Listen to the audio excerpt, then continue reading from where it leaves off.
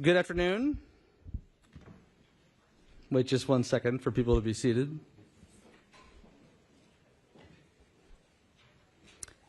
Good afternoon. Thank you all for being here. Thanks to those of you who are here in person. Thanks to everybody joining on the live stream, and thanks to all of you who will watch video of this event later. I'm Michael Strain, the Director of Economic Policy Studies here at the American Enterprise Institute, and I'm honored to welcome Maros Sefcovic, European Commissioner for Trade and Economic Security, for a conversation about economic security, trade policy, and EU-US cooperation. Among his many responsibilities, the Commissioner is responsible for continuing Europe's leadership roles in rules-based trade, managing and deepening the EU's trade partnerships around the world, including with the United States, and leading the European Commission's work on the strategic use of economic strategy tools, including standards for supply chains and security around foreign direct investment and outbound investments. This event is taking place at a time of deep angst for those of us who value the economic and security relationship between the United States and Europe.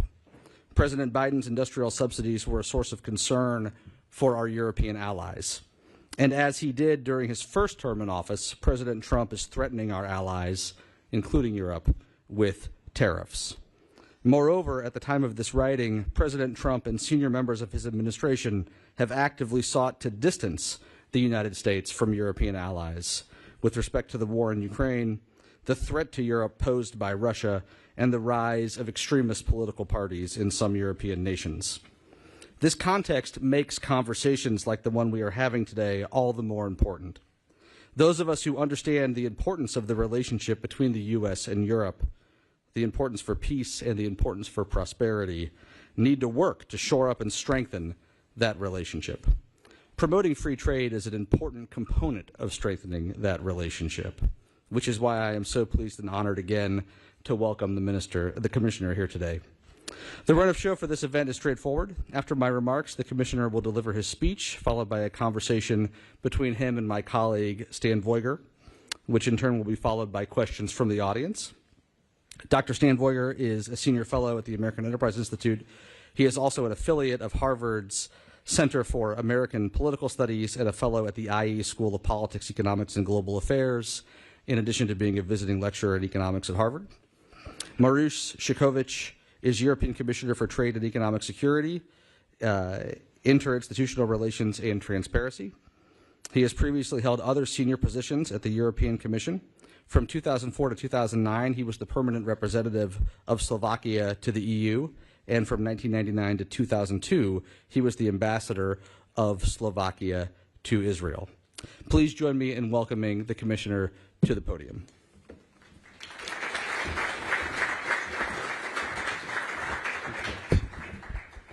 Thank you very much, and good afternoon to everyone, and I really appreciate your warm welcome, and also I really would like to thank the American Enterprise Institute for hosting this event. I have to say that it has been almost exactly a year since I last visited Washington, D.C. In fact, I realized that I have been here every February since 2022, when Russia invaded Ukraine, and each time marking a significant moment in our relationship. And on top of it, usually I was coming just for the weekend of Super Bowl, but I know that now I am 1 week late. And I have to say that this year is no different, as I'm here to address the critical issue, the US administration's proposal to impose tariffs on EU exports. This has sparked the concerns about the state of our transatlantic partnership, prompting some to wonder whether it is temporarily under the weather.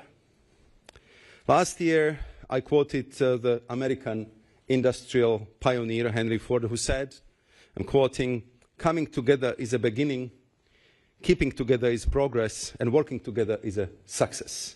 End of quote. And I think that these words resonate even more strongly today.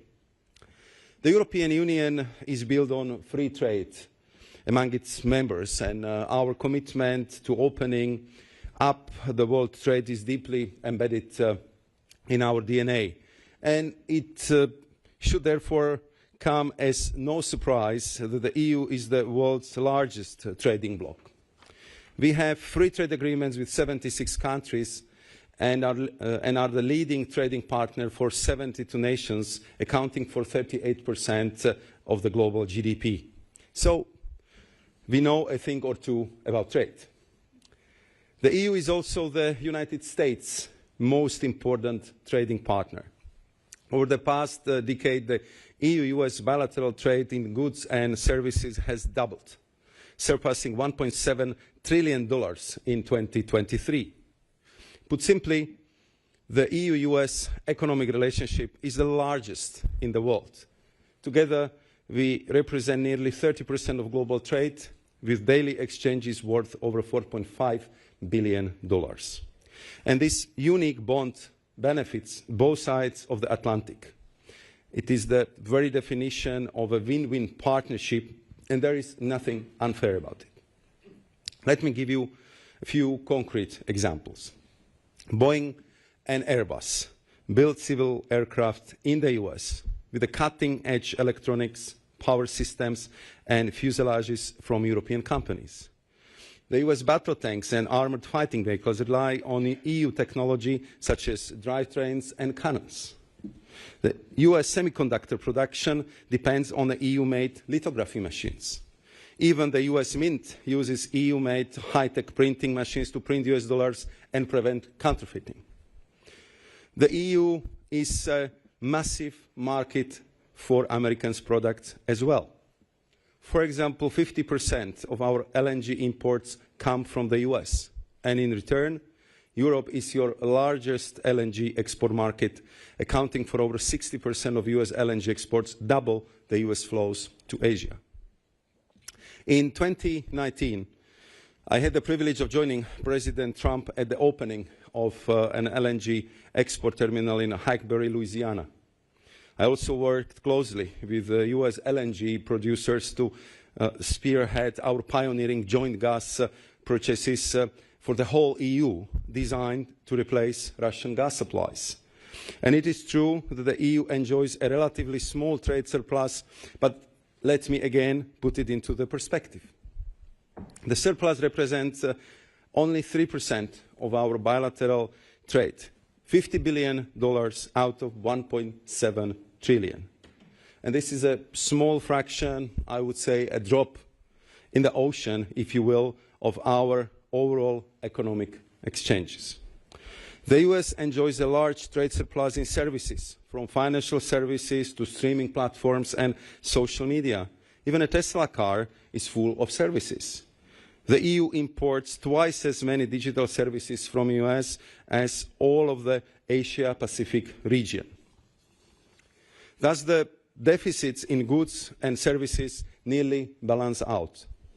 And this reflects the natural structure of our economies, driven by the preferences of European and American consumers. It is simply a market-driven allocation of resources, and this is what well-functioning international trade is all about, benefiting both parties. Neither side is losing out, we are both gaining. When it comes to investment, the numbers are just as impressive. EU foreign direct investment in the US totals $2.8 trillion, a figure 10 times greater than EU investment in India and China combined, 10 times. European companies are the largest foreign investor in the US, contributing capital, jobs, and technology. They employ 3.5 million people on American soil and pay taxes into the US budget. So while the late Madeleine Albright called the US indispensable nation, one could argue that given our mutual interdependence, the EU and US share an indispensable partnership. Now let me address the pressing issue, tariffs.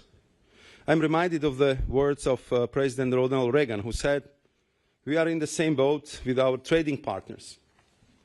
If one partner shoots a hole in the boat, does it make sense for the other one to shoot another hole in the boat? We should be working together to plug them up." He advocated for free markets and fair trade, emphasizing the importance for both economic prosperity and political stability. We often hear claims that the EU imposes higher tariffs on imports than the US. But the data tells a different story. The EU is one of the most open economies in the world, with over 70% of imports entering at zero tariff. With regards to EU-US trade relations, the overall picture is very balanced, providing a robust level playing field for businesses on both sides of the pond. The average EU duty on US goods is 0.9%, whereas EU exports to the US face an average tariff of 1.5%. For certain products, the level of duties varies, but tariff peaks exist on both sides. For example, the EU has a peak tariff on cars, while the US has a peak on trucks. In some sectors, US tariffs are higher. For example, US agri-food products face a 3.5 tariff when entering the EU, while EU agricultural products are subject to 5.7% tariff in the US. So given these facts, the EU sees no justification for sudden unilateral tariff increases by the US. Our businesses rely on economic stability, predictability, and certainty on both sides of the Atlantic. If the US imposes tariffs on EU products, it would create unnecessary barriers to European exports, harming businesses and workers on both sides. Therefore, to protect European interests, we will have no choice but to respond firmly and swiftly. But we do hope to avoid that scenario, meaning the unnecessary pain of measures and countermeasures, and remain committed to constructive dialogue. That is why I'm here this week. One more paraphrasing of Ronald Reagan. Commerce is not a warfare. It is an economic alliance benefiting both countries, and the peaceful trading partners are allies, not enemies. So the EU remains convinced that the free and fair trade is worth fighting for. And in this context, we'll continue to shape our own destiny. With a clear plan and clear sense of urgency, the EU is focused on unleashing the potential of our economy. First, competitiveness is front and center in these efforts. We plan to increase the production within the EU, and this goes both for energy-intensive industries and clean tech sectors. There are no electric cars without steel and without batteries, while there are no batteries without chemicals or processed critical minerals. It's as simple as that. Second, the trade remains at the core of our alliances. We are actively expanding our network of trade agreements, most recently updating our relationship with Switzerland, finalizing EU-Mercosur partnership, modernizing EU-Mexico trade agreement, and relaunching negotiations with Malaysia. We are also pursuing negotiations with India, Indonesia, Thailand, and the Philippines, while exploring opportunities with the Gulf countries. Overall, we see clear momentum. In uncertain times, many countries seek continuity, stability, and predictability in their trade partners, and they turn to us. Third, our openness does not mean we will not protect our interest and our European market when necessary. Make no mistake, as we expand our trade network, we also invest considerable thought, time, and effort into strengthening our trade defense instruments and enhancing our toolbox for economic security. For instance, we have the anti-coercion instrument to protect the EU from economic coercion by third countries. The range of countermeasures is broad and can be deployed swiftly, including import and export restrictions, limitations on access to the EU market, and more. We are also revising our foreign direct investment screening regulation to help us address risks to the EU security and public order. We are taking steps to prevent EU outbound investments, such as in semiconductors, artificial intelligence, and quantum technologies, from negatively impacting the economic security of the European Union by ensuring that key technologies and expertise do not fall in the wrong hands. With all these steps, we are sending a clear signal to our industries and to our allies that the EU is an excellent place to do business, and we want the businesses to thrive. And by the way, the signal is not only for EU businesses, Europe is open for America trade and investment, and we believe that we have a very attractive offering to help your fantastic companies expand, creating American jobs and American wealth. I will be making this point to my American counterparts when I meet them later today. The EU is interested in making deals that foster fairness, burden sharing, and mutual benefits. And to conclude, it's worth reiterating that the transatlantic bond is the most natural for us. I firmly believe that it makes sense for both the EU and the US to work together to strengthen this relationship and expand into new areas. So let's continue to make our trade and investment relationship one of a kind, truly unique on the global stage, great. As you say here in America, if it ain't broke, don't fix it. Thank you very much.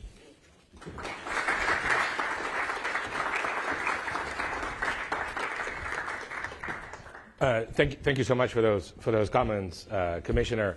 I was wondering, as you think about how to respond to potential tariffs the U.S. wants to impose, of course, trade policy in the European Union is set at the union-wide level, but there's a number of other issues that are either trade adjacent. You may think of tax policy, or that are not trade related at all, but that the U.S. administration wants to link to trade policy, like there's security arrangements in Europe.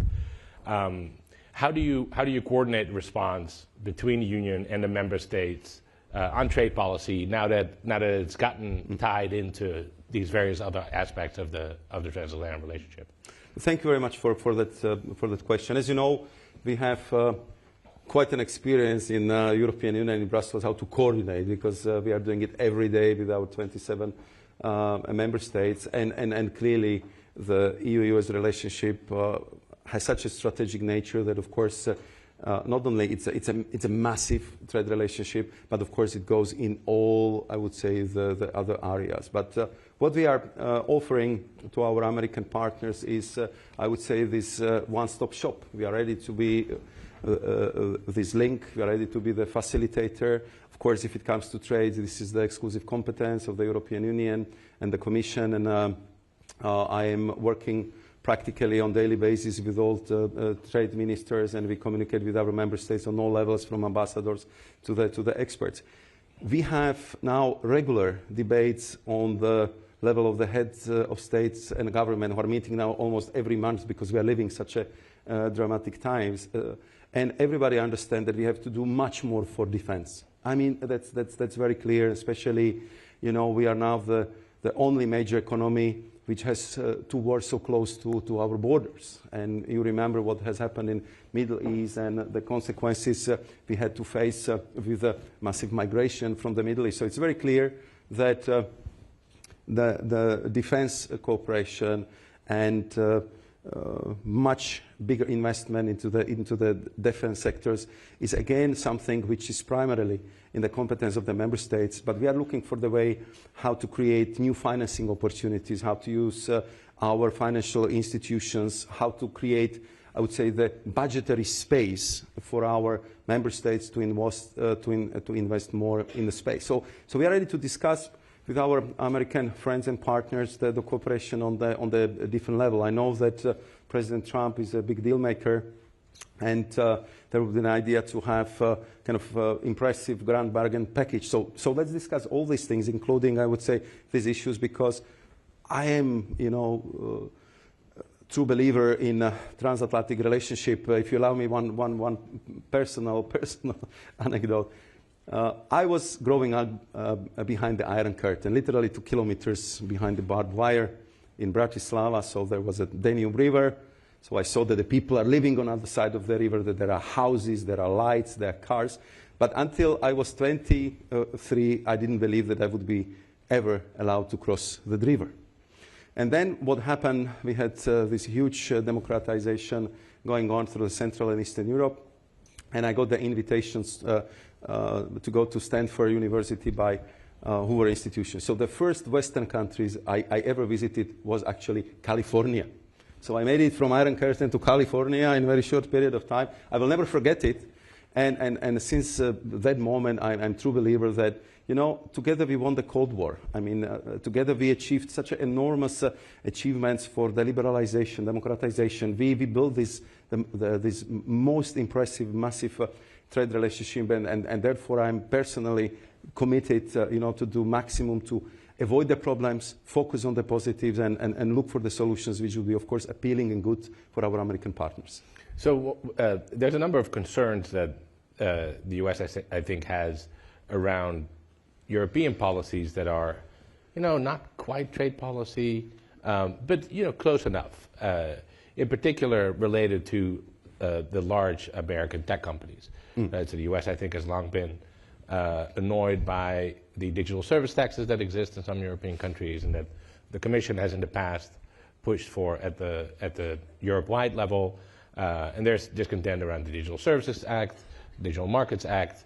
Are those areas that you are thinking about drawing into the negotiation process as well? We are ready to of course, have a dialogue on this and to talk about the big tech. Just again, to put it a little bit into the perspective. When I was looking about, I would say, the big tech companies from US, most of them have more clients in Europe than in US. And if you look at the revenue, so it's between 30 to 50% of the revenue is generated in the European Union.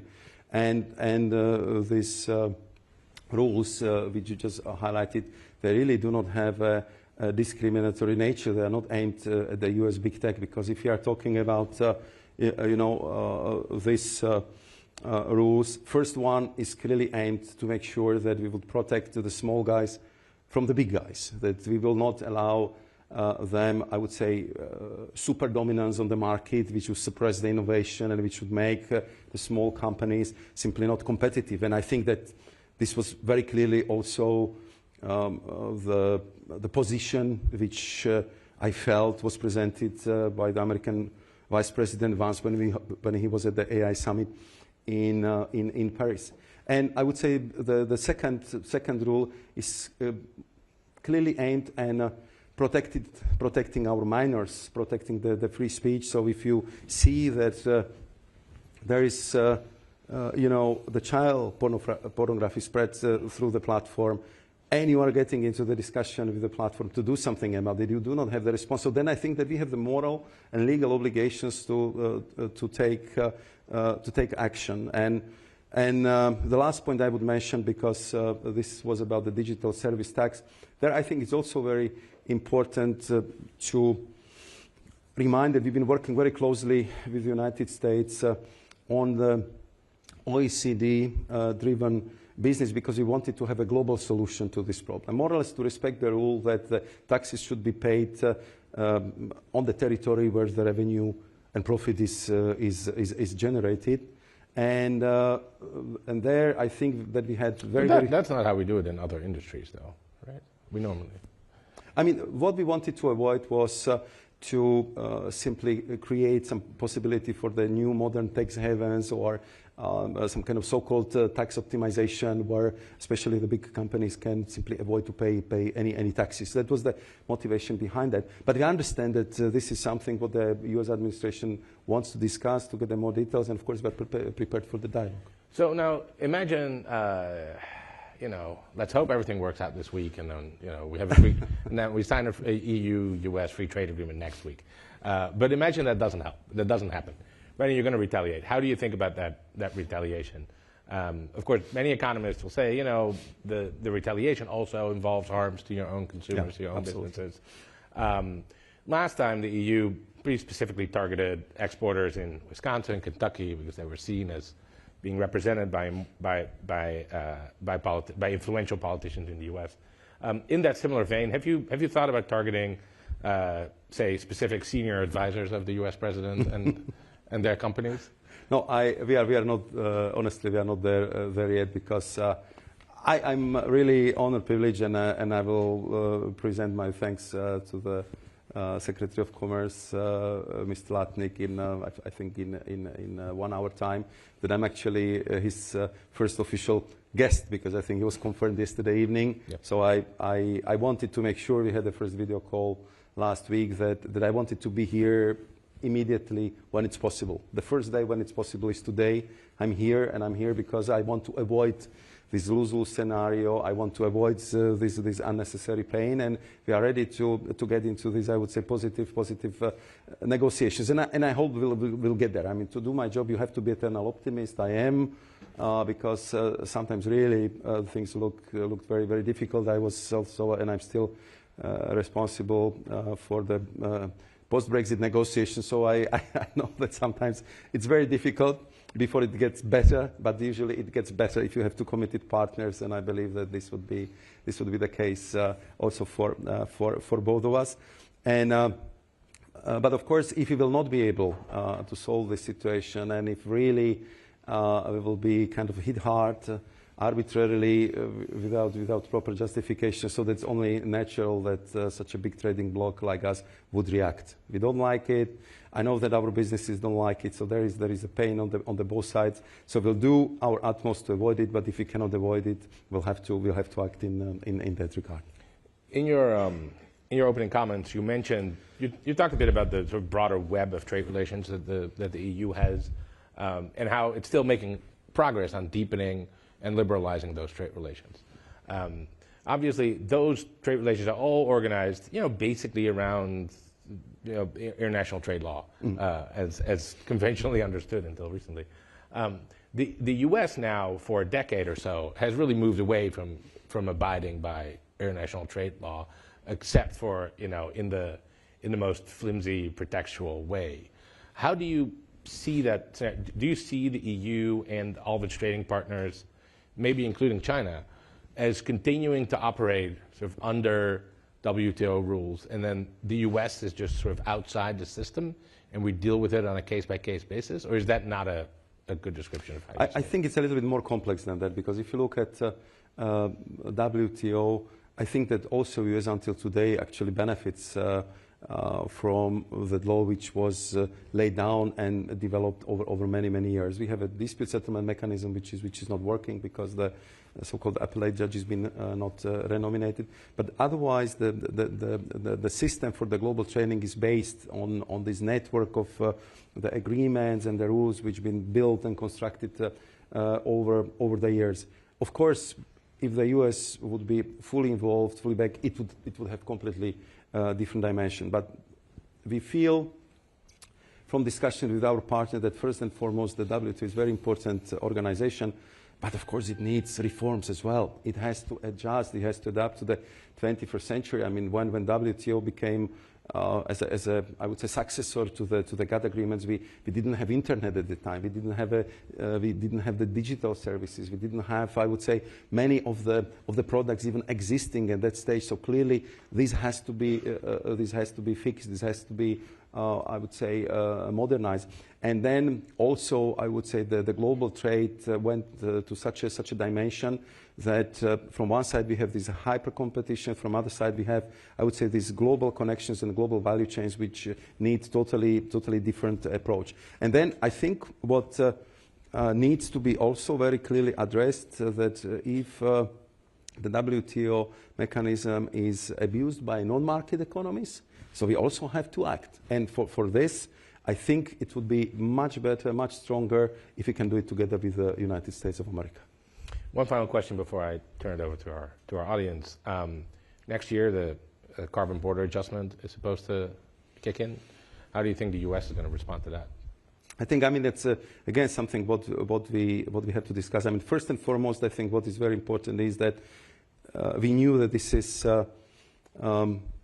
something which would raise a lot of questions, and we had only one motivation. We wanted first and foremost to respect Paris Agreement, tackle climate change, and also to prevent so-called carbon leakage, because we've been imposing very high environmental standards for our companies, and then we've been getting the products from abroad where the standards been not respected, and the difference in carbon footprint, for example, for the steel, sometimes was 2 or 3 times higher than when produced in the EU. What is, I think, very important for the American audience to know is that this, I think, 6 targeted commodities, US is doing extremely well because you have actually very small carbon footprint.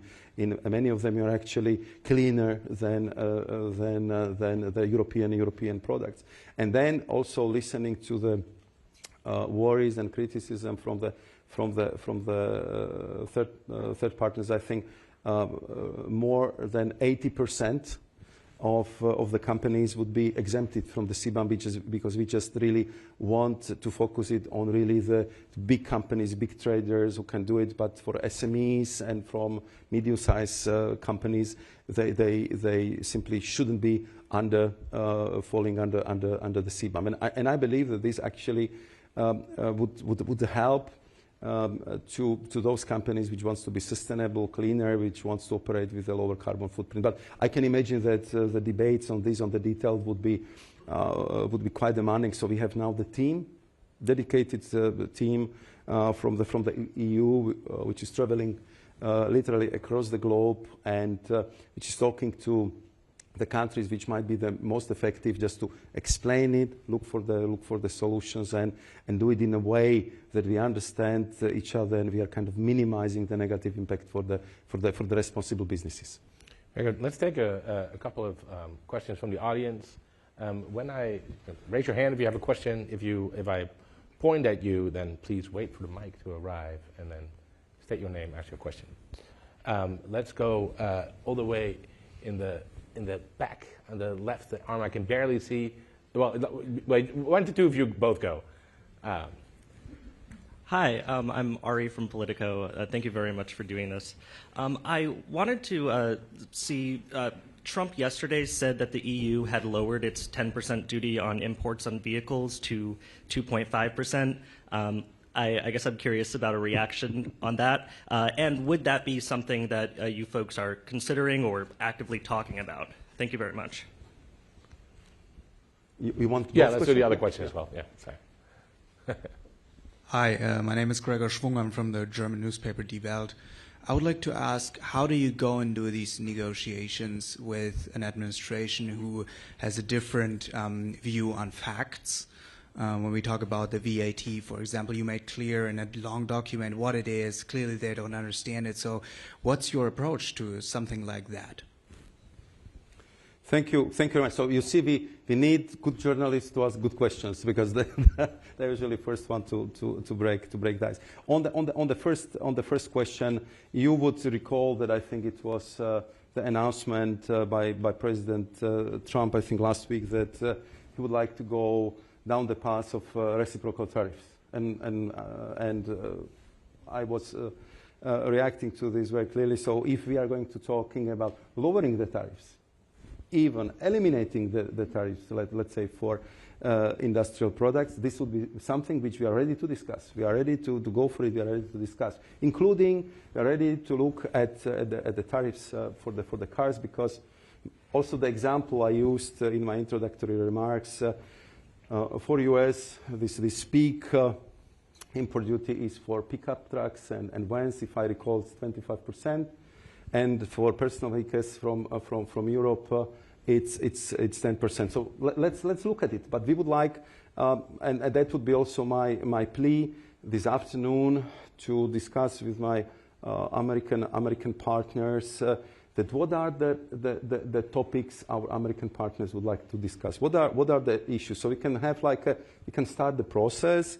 We can discuss it item by item and look for the common solution in some, I would say, solid package. So that would be, I would say, my request and my plea with my counterparts. And if it comes to the second question, look, we have two very massive economies, and when I was looking at our Eurostat figures, so this is the European Statistics Office, and American Statistics Office, you might have a situation that you have slightly different figures. There might be different methodology, there might be a different approach, but again, it's up to us, and it's I would say responsibility of our experts to figure out what is the baseline, what are the figures we can agree upon, because once you know the problem, once you're able to measure it, then you know how to address it.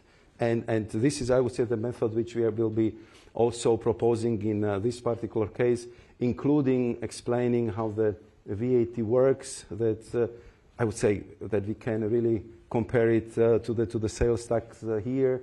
It's paid by the consumers. It's never paid by the businesses, because businesses are getting reimbursed. And I think we are not alone who is using it, because I think it's more than 150 countries on this planet which have the same system. So we hope that we'll be able to explain this, to discuss it, and I believe in good faith negotiations, and that would be clearly our goal. Have you suggested to the U.S. that maybe we too should adopt a value-added tax? I am brave and courageous man, but I would like to start from the, let's say, lower ambition. Fair enough. Let's do a question over here, if we have any. Yes. Go ahead. Please wait for the mic. Sorry. Hi, Barbara Noordermeer of the Dutch Financial Daily. Thank you so much for your time.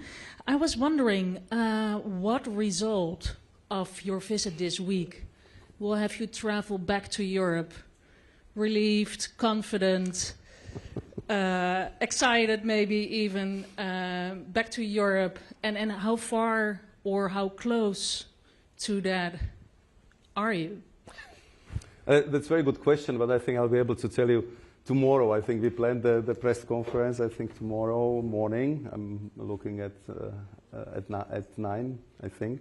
So then I will be able to share the impression from the meetings which we have, I would say, the whole afternoon today. So that would be the time to ask this question. I will do my best to give you the answer. But of course, there is enormous interest in this visit, in our discussion, because I mean, I would say that our trade relationship is so big that if one of us sneezes, the rest of the trading world might get pneumonia. So I think we have to be very, very responsible how we deal with each other, and how we deal with this artery of the global trade. I mean, it's more than 30% of trading is done just between two of us, and I know that almost straight from the plane, when I will be back in Europe, we go to meet our member states and discuss further steps, because this is really like one of the top priorities, how to deal with these issues, how to deal it constructively. The US is our closest ally. We have a lot of things on the global agenda to deal with, and we definitely want to have a good and constructive partnership and relationship with US. I think we have time for one more question before I need to let you go, so you can go to the White House. Unless someone immediately raises his arm. Oh, there we go. You're getting his question, not mine. Yeah. Hello, Henry from AEI. A question about the upcoming German elections. So that's obviously next Sunday. With Germany being like Europe's largest economy, do you see there being any large consequence, a big directional change on part of the EU? I think that if you look at the well-established parties, of course, I'm following also personally very, very closely. I mean, we are working on many projects in very tight way with Germany, with the German government. Of course, the Christian Democrats are extremely well represented in the European Parliament. They are the leading forces. So I think that I have a solid understanding about the key parties in Germany.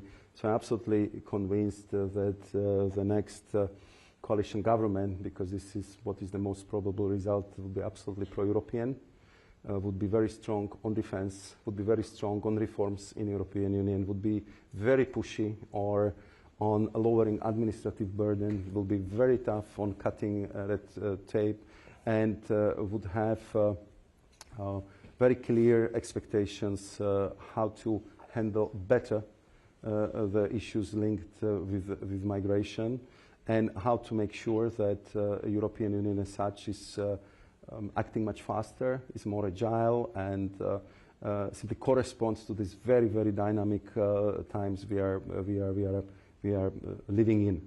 Of course, as you see, everywhere the political situations is quite polarized.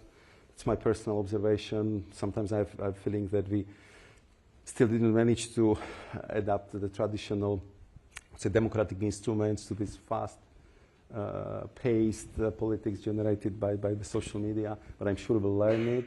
We find a way how to do that, and it would be in the end for the benefit of the democratic functioning. Awesome. Thank you so much. Well, with that, Commissioner, thank you so much for coming to AEI. Welcome back anytime. Good luck. You. Good luck later today. Thank you. Thanks a lot. Thank you.